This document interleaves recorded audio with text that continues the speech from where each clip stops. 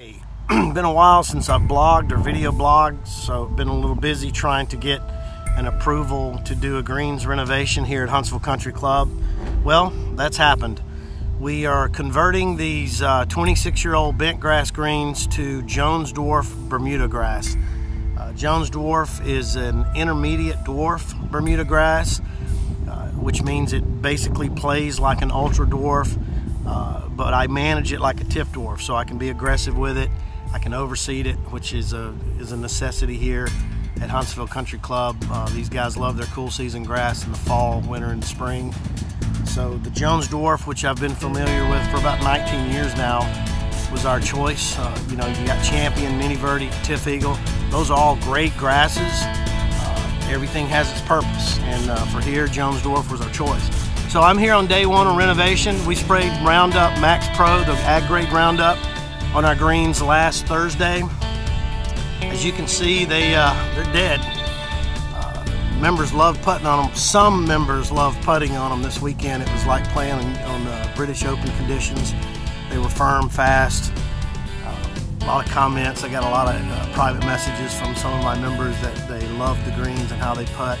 So it's going to be interesting when the Bermuda gets to that point, which won't take long. Step one was we double verticut to get rid of the desiccated turf.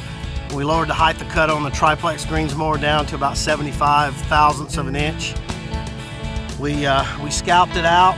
We got as much desiccated turf as we could off of the putting surfaces. We've doing some expansion areas.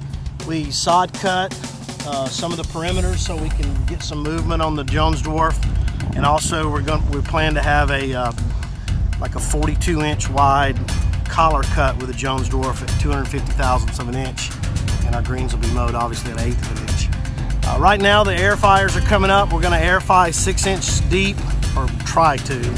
Everyone knows you're not going to get that deep. With 5/8 tines top eject.